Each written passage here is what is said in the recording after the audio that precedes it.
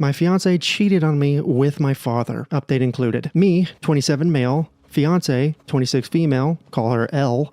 My father, 52 male. Call him B. My mother, 50 female. Call her R. Cool. I will forget this immediately and often. My ADHD is already freaking out. I'll try and be as clear and precise as I can, but it's only been a week, so if I start to lose it during the telling of this, I'm sorry. Looking back, there were plenty of things I overlooked that I just wrote off thinking my father was just trying to welcome my ex to our family. Things like my father calling her all the time, and if I was around, they would just tell me they were talking about the upcoming family party or something along those lines. One time I was in the shower and her phone rang. I saw it and it was my dad. I answered, and when he realized it was me, he sounded both upset and surprised that I picked up. I then asked what's up, and he responded and he wanted to talk to Elle about my mother's birthday that was in a week, and after a minute, we ended the call. Even typing this out now, I feel like an idiot for not seeing it sooner. Well, you're not an idiot. Honestly, if they were moments like this, then it would be more unusual that you did suspect something was going on. Like, well, not like unusual in a bad way, but just less common. Because I think most people's brains just don't immediately go to, I think my fiance and my dad are in business together. I don't think that happens most of the time anyway, and especially in little moments like that. On the day I found out, it was like any other day. Elle had Thursdays off, so she made breakfast for both of us. When I set out for work, she gave me a kiss and told me to have a great day. During my drive to work, I realized I had forgotten some paperwork I would need for a meeting I had at 3 p.m. I shrugged it off and told myself I would just go home at lunch and get it. I am more nervous than a narwhal trapped in a bedroom full of balloons. Elle texted me throughout the day talking about all the casual stuff a couple talks about, like what do you want for dinner, I did the laundry, do you want me to hang it up for you, blah, blah, blah. I didn't think it was necessary to text her that I was coming home for lunch, so when it came around, I just left work and went home. When I got home, I noticed a car that looked like my father's in our parking lot, but I didn't think anything of it and just parked and went into our building. When I opened the door, I was met with a scene from a movie where a man comes home early and catches his spouse cheating. There was a trail of clothes, both his and hers, leading to my bedroom, and the sound of faint moans echoed through my apartment. I stood at the door in utter shock. My brain was a mix of rage, sadness, and disgust, but if you were a fly on my wall, you would see what looked like a statue. I just couldn't move. When I finally came to, I took out my phone to record. I picked up all the clothes that were on the floor and threw them in the hall of the building. After, I filmed the walk to my bedroom. The door was open. I stood in the doorway filming for about a minute and then flipped on the lights. They both jumped at the sudden light and looked at me. To my utter shock, it was my father in bed with her. And lights, camera, action! After the initial stun, my father noticed I was recording and started to panic, trying to find anything to cover himself and telling me to stop recording. He found a towel and wrapped it around himself and started to walk towards me. I told him, if you don't want to get hurt, stop coming to me. He either didn't care or he didn't hear me and reached for my phone. I hit him square on the jaw. His head bounced off the door and slumped to the ground. Elle shrieked. I aimed the camera at Elle and said, "Concerned about your F buddy, but nothing to say to your fiance?" My father woke up after about a minute nap, and I told him I just needed to come pick something up for work, so I'm headed back now. If either of you pieces of shit are here, when I get back, I'll send this video to everyone you know. Just send it anyways, they're probably used to lies! I ended the video, looked at my dad who was still coming to, and said, "You're dead to me. You're no longer my father, but you might want to go home and talk to mom because I'll be talking to her very soon." Oh, God. Anybody need some juice or a warm towel or a defibrillator? Okay, so over the course of like several months, this guy included several update posts, and they're very long. So I consolidated it into very quick bullet points so you can see kind of like the aftermath of what went on after this. So basically the dad went home, said the son hit him for zero reason. What's the logic there? Because he has video footage of the contrary. And the mom instantly got angry when the son came and she blew up on him and called him names, called him an abuser. And he was like, "Oh, well, at least I'm not a cheater," and whipped out his phone, just like the ultimate mic drop. And the mom started weeping. The son essentially said, "Screw you for talking to me like that." And he kicked Elle out of the house, cut his dad out of his life, and he didn't speak to his mom for like 8 months. And then the mom and him finally got back in touch after like 8 months, and they sat down at like some restaurant and hashed it all out. And she said how sorry she was and how terrible she felt. And she said her anger just got the best of her because in the moment, all she really knew was her son just beat the shit out of his dad for no reason. So her argument was, well, I just flew into a blind rage. And then the son was like, I forgive you, sort of. I'm going to need some time, but I sort of forgive you, and maybe later I will full forgive you. Then at the end of the conversation, she apparently dropped a huge nuclear bomb and said that Elle was pregnant, and they didn't know if it was the son's or the dad's. And that's the end of this story. That's all that was left. He apparently has not updated yet. We're just kind of left with that cliffhanger. All right, so this guy's wife got an abortion after he cheated. Here we go. My wife, 30 female, and I, 30 male, have been together for close to 7 years. She is the most important thing in my life. She was 4 months pregnant with our first child. These first 3 months of pregnancy have been hell. She has been extremely sick. She has had horrible morning sickness, mood swings to a point where I started questioning whether I married the right person. Okay, I'm turning myself into a taquito. I don't know what else to do. So about a month ago, we had a team building dinner at my office where there was plenty of alcohol. After the team building, one of my coworkers, 32 male, invited us to his place. Hey man, only list ages if it's relevant or shocking. My coworker, Orville, 152 male, might be a tortoise. Things like that. I got very drunk and I made the worst mistake of my life. I slept with one of my coworkers, Lucy, 28 female.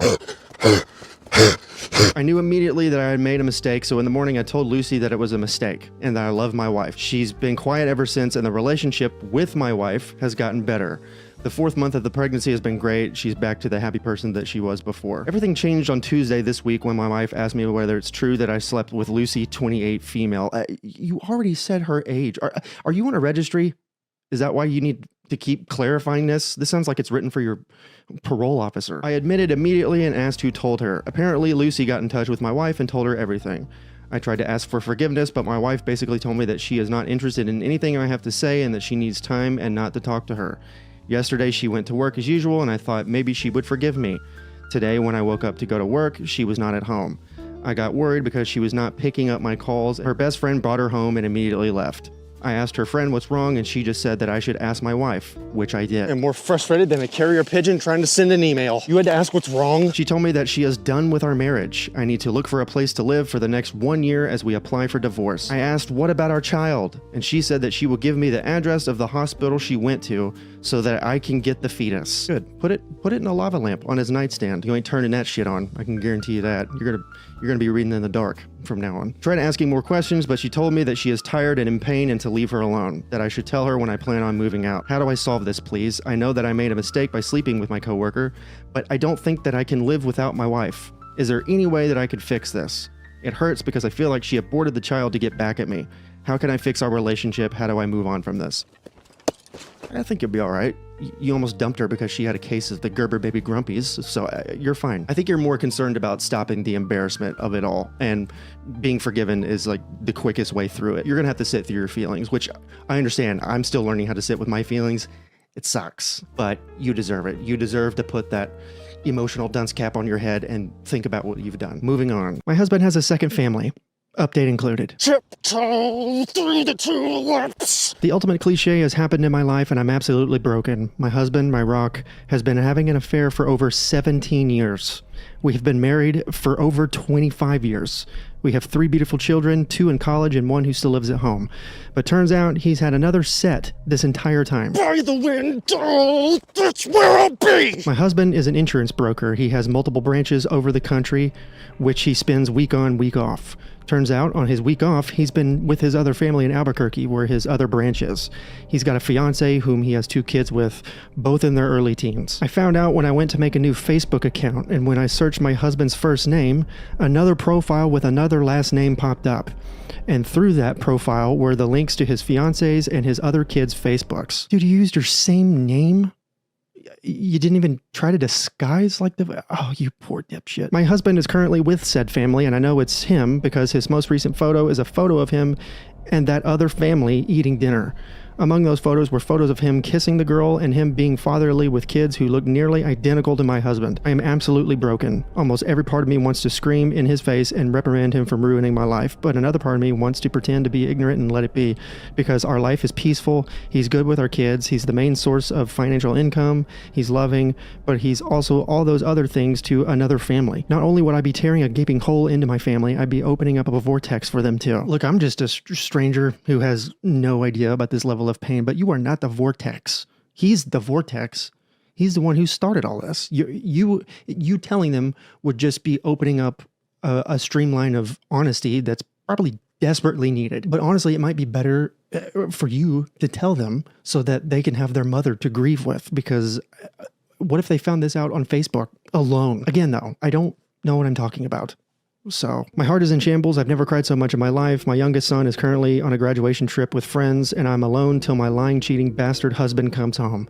My life is absolutely wrecked. It's literally a movie plot. I'm hoping he'll just come home and it'll be a big misunderstanding why he's kissing a woman with a ring on her finger. You ruined two wives' lives at once! Two lovebirds, one stone! I don't know what to do anymore. I'm tempted to pack a bag and just leave. I can't be in the home where we've raised our kids, where we spent nearly every Christmas for the last 26 years, and where I've been alone on New Year's taking care of our babies while he works his ass off. I just can't. I want to leave a note for him to come home to hurt him like he's hurt me, but I don't think that's possible. I don't know how I'll ever face him again. I almost hate to say this because he's just like a certified premium grade bag of shit, but it's almost impressive that you can pull this off for nearly 20 years. Like logistically, this is difficult. Even if you have the excuse of like a job, which tells me master manipulator. Yeah, if you could pull this shit off, you can talk your way out of, just about anything. This is a follow-up. Firstly, thank you all so much for the advice. I'm not in any good means with legal things, so all legal advice has been noted. I've rung an attorney. We are discussing the process. I've also been in contact with the other woman. I've told her, explained the situation, and she was equally as distraught. From what I'm aware, she's been financially independent from him, and they don't share property, so it seems very clean-cut on her behalf. My husband is aware of the fact that I know, and he is currently staying in a hotel, but he is unaware the other woman knows. I confronted him when he walked through the door. He started to cry and plead, and it was honestly kind of pathetic. I was crying too, but I've chosen to think of him as a pathetic coward for doing this, because he is. But anyways, I have my name on the property. We both do, so it's not like I can just kick him out, but he's chosen to stay away for my sake. He's in a hotel downtown where he calls every few hours to check up. Stop checking up and start checking yourself! I'm no longer sad. Well, I am, but I'm way more furious than sad currently. My kids still have no idea, and my youngest thinks my husband is just working more in Albuquerque because of a business problem. I'm still confused at how to tell them they have two half-siblings and two parents, one with an extra backup parent. But your kind words have been so helpful. Thank you guys so much. He's had two families for 17 years, and he got too cocky and too comfortable and thought he could have two Facebook pages with his same name on it and still be untraceable. He's like the BTK killer. Because, Mr. BTK, he got away with it for 30 years, and then he decided to send a Kansas radio station a floppy disk, and the police just showed up to his house and were like, hey, we can trace floppy disks. What? Yeah, there's data on it. Computers put it on there, but it's floppy. It doesn't, shake the data off? Or no? What? No. Who told you that, Papa?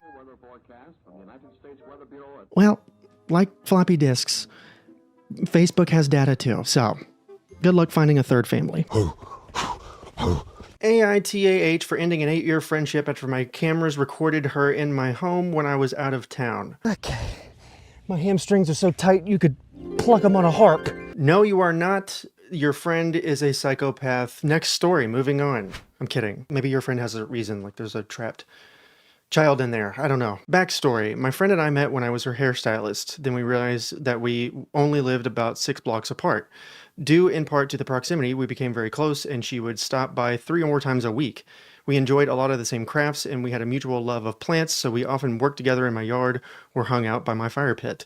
She had a lot of constant personal relationship crises, which I always pointed out that she brought on herself, and it became more and more exhausting to spend time with her. Consequently, I slowly tried to limit our time together, although I did care about her and knew she didn't have many other friends. Okay, so I went out of town to visit my daughter at college, but before I left, I installed the new security system that I had received. It didn't really occur to me to mention it to anyone. When I was with my daughter, I told her about it, and we got her phone so I could teach her how to watch the cameras at home also. We have 2 cats and she wanted to be able to see them and interact with them. I was showing her how to see the clips from the motions detected earlier in the day. It was nighttime, so the house was dark, in which case the camera lights are on for detection. In a clip from 2 hours earlier, I noticed my friend walking through my house with the flashlight of her phone. She was inspecting every drawer, cupboard, nook, and cranny. My daughter and I were in shock. I texted her immediately. I asked her if she was at my house today, and she replied that she'd been in the backyard picking up sticks, apparently for a fire pit she intended to have at her home that evening. Find your own sticks. In your own yard, your yard has sticks for sure. If she has sticks in her yard, yours do too, because your house and your neighborhood is surrounded by trees. Amen. Again, I asked her if she had been in the house. She responded that she had to go into my garage to look for a container. I then told her I had security cameras now. She laughed and asked why I was asking her if she was there, because I had obviously seen her in the backyard.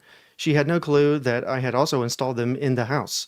So I sent her a screenshot and asked her if she knew who that person might be in my house with the flashlight. She waited a few minutes to respond and then said, "Oh yeah, your cat got out." I asked her how my cat would get out if nobody was in the house, and she responded, "I'm so sorry. I forgot that I was looking in your house for some gel pens because I needed to do artwork." I reminded her that she had just bought 100 of them the previous week. Privacy is easy as 1, 2, 3. Or whatever Michael Jackson said. At this point, I was getting really pissed. I told her that I was freaked out, that I saw her sneaking around my house with the flashlight, and that made me uncomfortable. She just kept laughing it off, and when she realized I was really upset, she changed her tune to one of remorse and said she just needed to find something to do because she was upset with her boyfriend.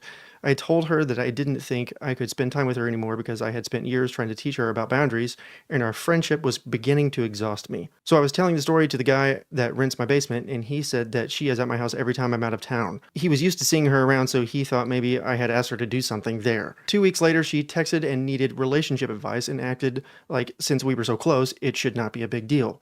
I told her what my basement renter said. I was super pissed at this point.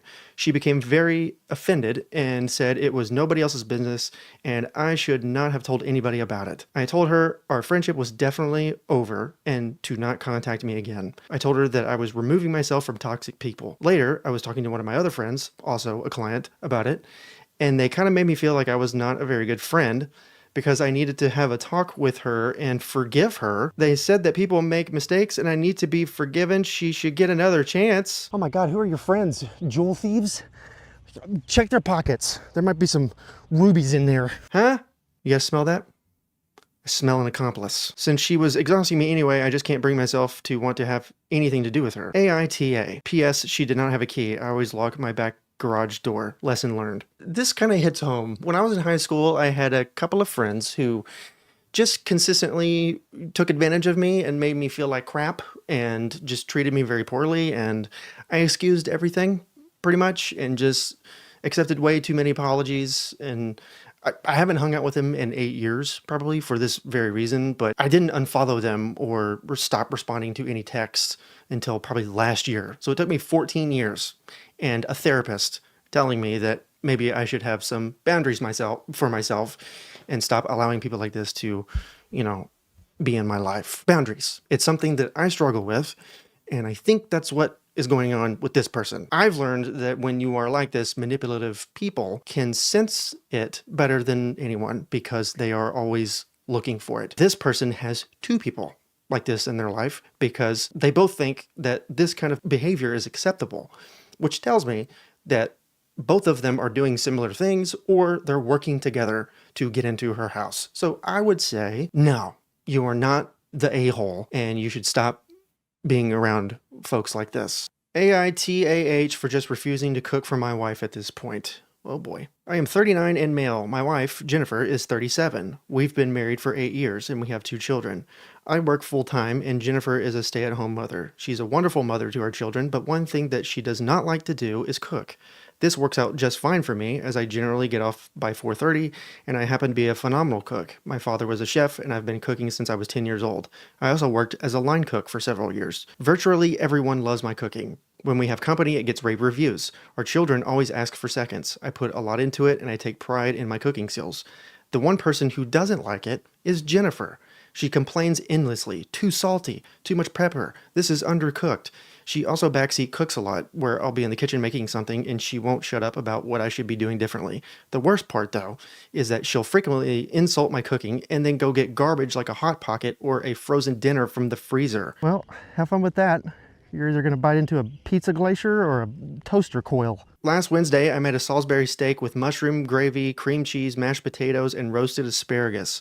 When I put Jennifer's plate in front of her, she made a disgusted face. She poked at her Salisbury steak for a few seconds and took the tiniest bite imaginable. She then made an exaggerated retching sound, dramatically threw her fork on the plate, and went to heat up a microwave burrito. I'm not gonna lie, I kind of got confused there for a second because I thought Jennifer was one of the kids.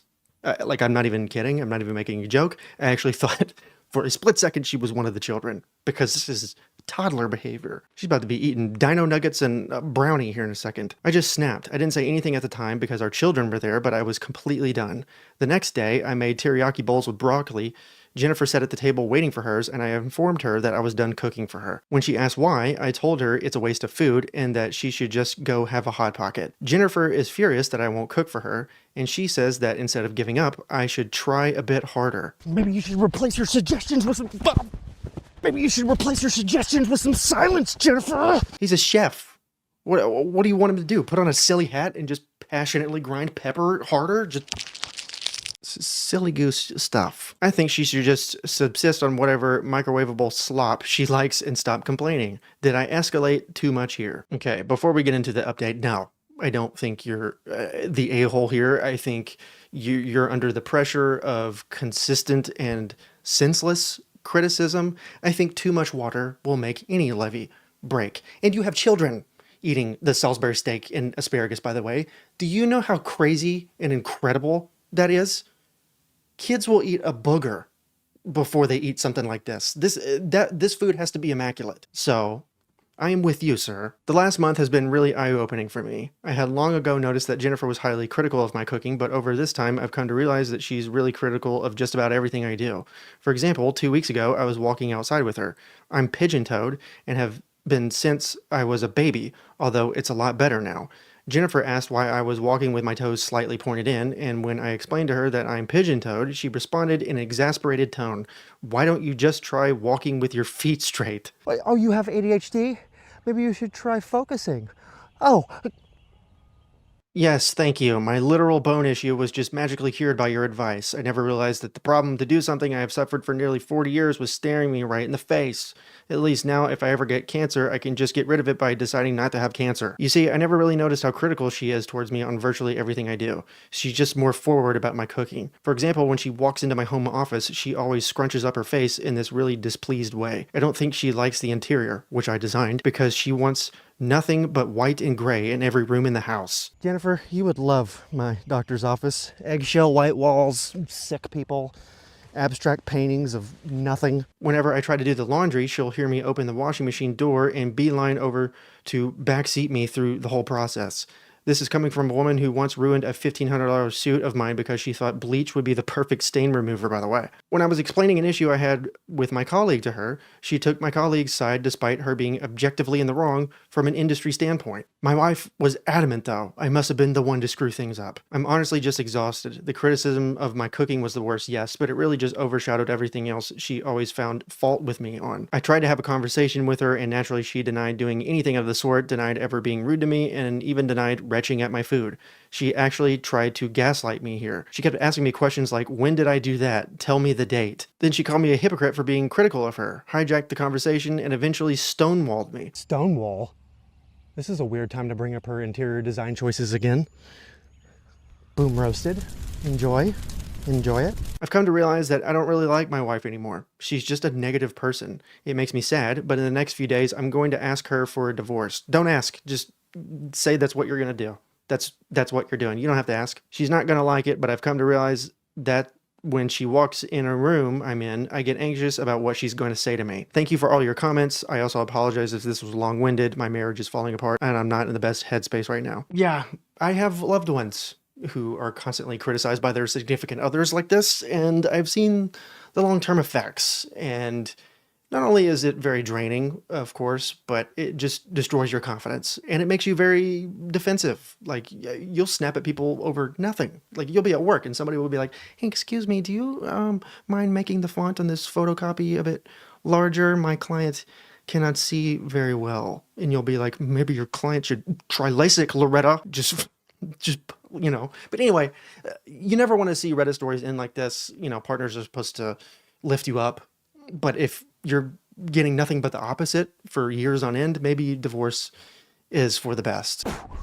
All right. Am I the red flag for telling my husband I see him more as a liability and not a partner? I, 34 female, have been with my husband, 37 male, we'll call him Nathan, for 8 years. Ever since our daughter, 3 female, was born, I have been unable to trust Nathan with anything, no matter how small.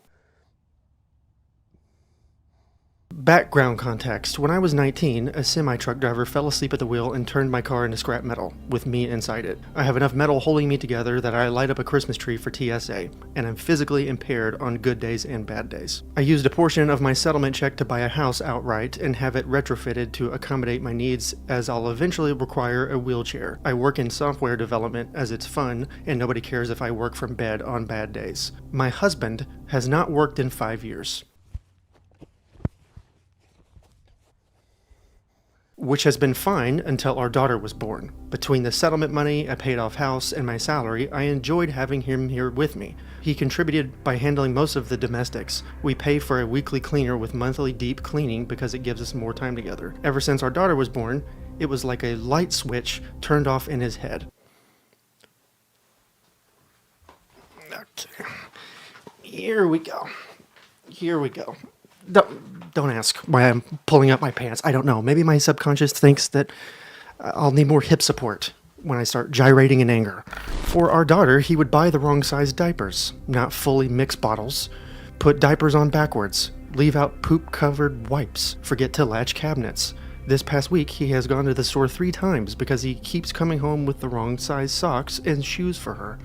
I eventually just ordered the right ones on Amazon. Did you sell your brain on Marketplace, fella? For me, he has tried to help me with my weekly pill organizer fill-up and several times has spilled the contents of new medications all over the floor. Then, not seeing that he didn't get all of them off the floor. He has repeatedly bought me grapefruit juice to take my medications with, a huge no. He has repeatedly forgotten that I can't have dairy and puts milk in my coffee, or cheese on a burger.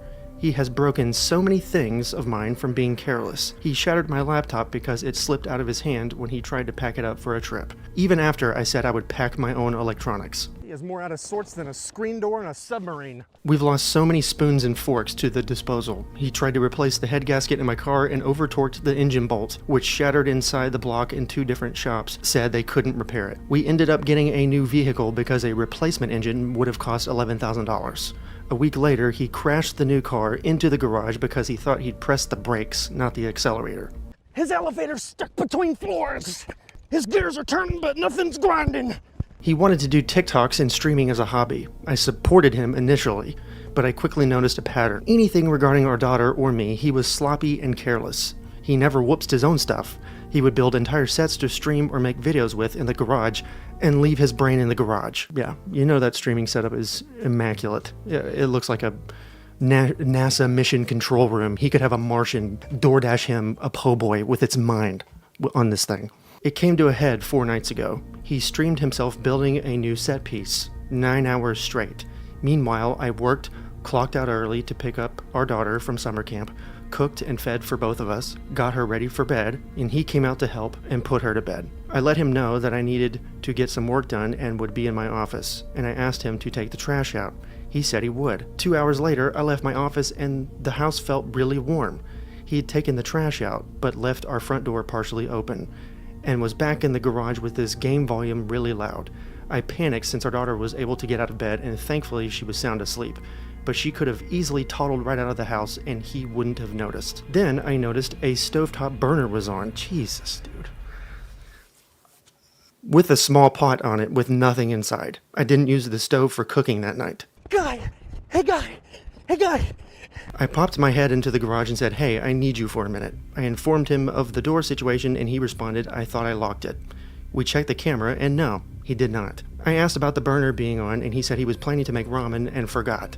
He pulled the still hot pot off the burner and put it straight into the sink on top of our daughter's favorite plastic plate, which is now ruined. I'll admit, I overreacted and screamed, "What are you doing?" He realized what he'd done and he pulled the pot off our daughter's plate and straight onto the countertop. I grabbed it quickly and ran it under water to cool it down. Okay, has he taken a special interest in belts?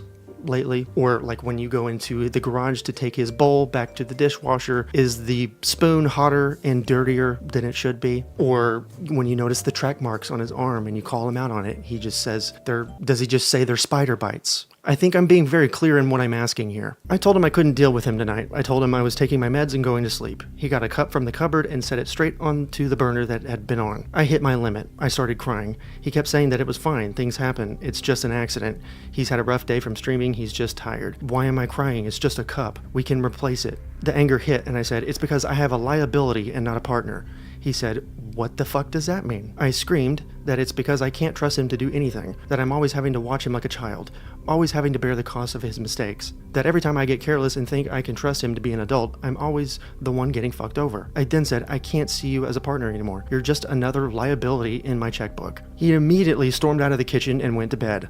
I called my mom and told her what had happened. She thinks it's just stress and offered to take our daughter for a week so we would figure this out with our daughter seeing it. She says it was an asshole thing to call my husband a liability. Huh? Isn't the daughter 3? So he's just been stressed for 3 years about what? About not getting his TikTok live stream key to work? In the morning, I told my husband that my mom would pick up our daughter from summer camp and offered to watch her for a week. He said, okay, and that's the only interaction we've had since. He spends all day in the garage playing games with his friends, making TikToks and streaming. For food, he's been ordering DoorDash and having the person deliver it in the garage. DoorDash, are we sure it's a person delivering it? Check the receipt. What is the name on there? E.T.? It's been days and he refuses to be in the same room as me. I've tried messaging him to ask if we can talk or figure out a solution, but he's just left me on red. If I pop into the garage, he ignores me but apologizes to his friends or viewers for the interruption and will unmute his mic when the noise stops. Before the blow up, I've asked if there was something going on. I tried to gently respond every time he screwed up so our daughter didn't associate mistake to anger. I asked him to schedule a doctor to see if something was going wrong medically. He always said I was overreacting, people make mistakes, and didn't see an issue, even when the same mistakes kept happening. When I tried to get him to understand that it was concerning just how expensive his mistakes were getting, he'd wave it off as it's not like we can't afford it. Oh, okay. Don't include we in that sentence, fella. Oh. You don't get enough TikTok Rose donations to be able to say we. I love him dearly. I just miss the person he was before we had a child. The one I could trust and rely on. Did I screw this up forever? Was I being too harsh on his mistakes? Am I missing something? Am I the red flag? Jokes aside, a part of me is empathetic to stuff like this. If this is a case of substance abuse. Last year, I completely quit smoking the silly plant because I was abusing it every single day for 3 years. All day, every day, I was smoking the silly plant. And it was primarily because I was a small business owner during COVID and I lost everything and I didn't know how to handle it. And I was really battling very terrible depression. But I got off of it because I was really starting to notice a worrisome cognitive decline. When I got off of it, I developed what my psychiatrist believes was post-acute withdrawal syndrome, which is basically like massive brain fog. For months after quitting, I couldn't remember what was said 2 minutes prior. I was very easily irritated. I couldn't concentrate. I couldn't sleep. I basically drove my girlfriend nuts. It was bad. And I felt a lot of guilt about it. I felt terrible. And I just didn't feel like myself. I could tell I wasn't myself before I stopped and after. So if something like that is going on with him and he's battling some inner demons, that I get. And I feel a little bit of empathy for. But the lack of remorse and the childlike attitude, that I don't have empathy for. And in fact, that actually makes me think he's doing something far worse. I think he's doing some hard stuff. So I'm going to say you are not the red flag here, and he needs help. Heavens to Betsy!